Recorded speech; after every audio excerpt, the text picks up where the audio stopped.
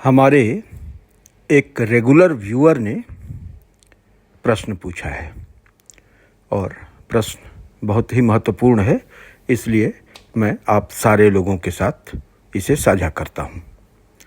प्रश्न है कि गायत्री का सर्वश्रेष्ठ सबसे बड़ा उपासक कौन है? तो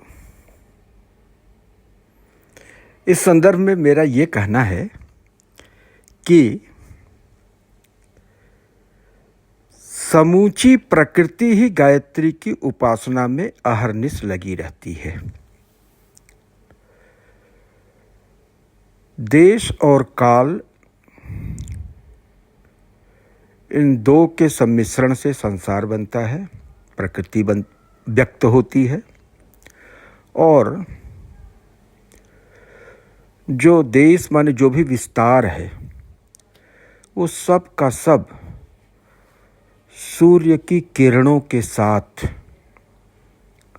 सोता है, जगता है, फलता है, फूलता है, स्फुरित होता है, मुस्काता है, खेलता है, अठखेलियाँ करता है, जीवंत होता है, सूर्य की किरणों से ही प्राणवायु का आहरण करता है। तो ये हमारी जो समूची प्रकृति है ना, वो गायत्री की उपासना के बल पर ही पुष्पित, पल्लवित, प्रफुल्लित रहती है।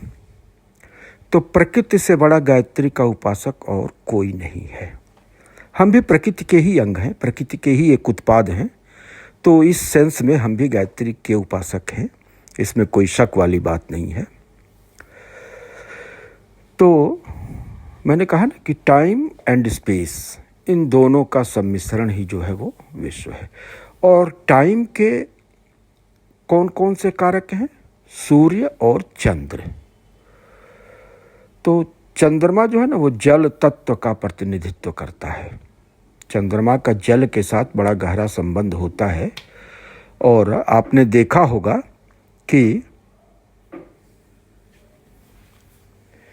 जब भी पूर्णिमा आती है तो जल के स्तर में अचानक से वृद्धि होती है, उसमें समुद्र में ज्वार आता है। तो ये चंद्रमा का और जल का अपना कनेक्शन है। और इस जल में ही सूर्य की रश्मियाँ जब पड़ती हैं तो जल में प्राण का संचार होता है। प्राणना ही जीवन है और प्रकाश की किरणों में किरणें उस जल में मंडल का सृजन करती हैं और उस मंडल के अनुरूप ही आकृति वो जल ग्रहण कर लेता है, कंक्रीटाइज होता है। जल क्या होता है? कंक्रीटाइज होके बर्फ के रूप में बन जाता है। तो बर्फ ठोस हो गया, पृथ्वी हो गया। तो जिस तरह का मंडल प्रकाश की किरणों के द्वारा जल के अंदर सृजित होता है, तदनुकूल ही आकृति वो क्रिस्टलाइज्ड वाटर की बनती है। जो कहते हैं ना कि वाटर हैज़ मेमोरी, तो वाटर हैज़ मेमोरी का राज यही है कि वो जो है सूर्य की किरणों के साथ इंटरेक्ट करता है और प्रकाश की किरणों में जिस तरह के भी मंडल होते हैं उनका सृजन होता है, उसकी अनुकृति तैयार कर लेता है, उसका रिप्लिका तैयार कर लेता है। तो ये गायत्री की उपासना ही है। गायत्री शक्ति जो है ना वो ब्राह्मी शक्ति है और ये ब्राह्मी शक्ति सूर्य भगवान को कहते हैं ना कि ध्येय सदा सवृति मंडल मध्यवर्ती नारायण। सवृति मंडल मतलब सविता मंडल के अंतर्गत भगवान नारायण साक्षात उनका निवास होता है और उन्हीं की शक्ति है गायत्री शक्ति। तो सूर्य की रश्मियों के रूप में जो सर्वश्रेष्ठ रश्मियाँ सूर्य की होती हैं, उनमें वही नारायण की शक्ति गायत्री जो है वो अवतरित होती हैं और उन्हीं की कृपा से ये सारी सृष्टि चलती है। तो वही धर्मस्वरूपा है। महाभारत में जो है वो क्या एक श्लोक आता है जहाँ पर कि धर्म को ही जो है वो प्राण बताया गया है। धर्मम त्यजेत जीवितस्या न त्यजेत जीवितस्यापि हेतु करके, न जातु कामान न भयान न लोभात, धर्मम त्यजेत जीवितस्यापि हेतु धर्मो नित्यम सुख दुख जो है अनित्य हैं और जीवो नित्य है, और जीव जिन धातुओं से बना होता है वे धातुएं भी अनित्य हैं, लेकिन जीव नित्य है। इसको भारत सावित्री कहा गया है। तो पूरा भारतवर्ष जो है ना, उन गायत्री शक्ति के द्वारा, भारतवर्ष ही क्यों, निखिल ब्रह्मांड जो है उसी गायत्री शक्ति के द्वारा धारित, भूषित और पुष्पित पल्लवित होता है। इसका उदाहरण आप देखना चाहें तो वृक्षों से इसका बड़ा बढ़िया जो है उदाहरण मिलता है। वृक्ष क्या होता है? धरती से जल ग्रहण करता है पोषण के रूप में, और आकाश से सूर्य की रश्मियों को ग्रहण करता है।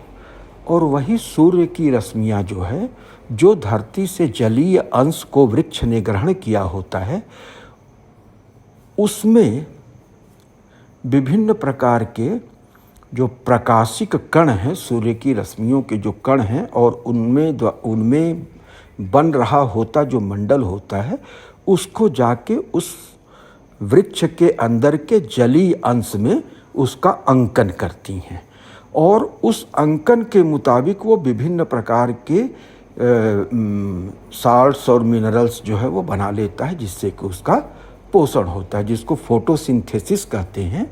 तो फोटोसिंथेसिस की क्रिया जो है ना, और कुछ नहीं है बल्कि वनस्पतियों द्वारा की जा रही गायत्री की उपासना है।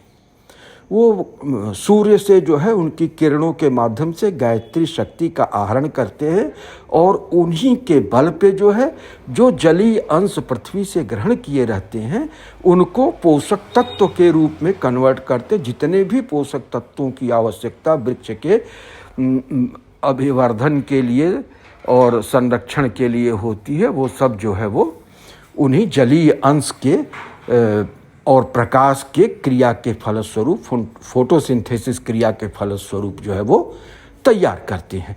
तो ठीक यही चीज़ हम भी करते हैं। अगर हम गायत्री की उपासना करते हैं तो अपने शरीर के जलीय अंश में सूर्य की रश्मियों के उन तेजोमय प्राणान्वित कणों को हम जो है धारण करते हैं, और तदनुरूप उसको जो है पोषक तत्वों के रूप में कन्वर्ट करते हैं, और अपने शरीर में सप्त धातुओं का निर्माण करते हैं।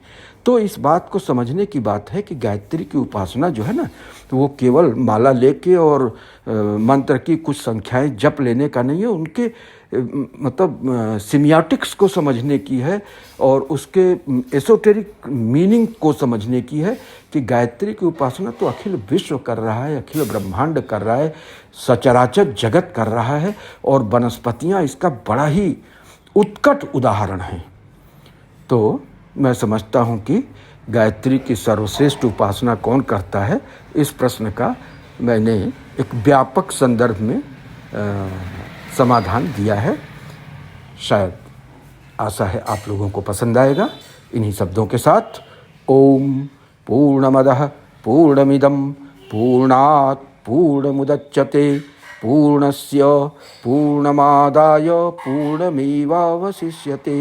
ओम शांति शांति शांति।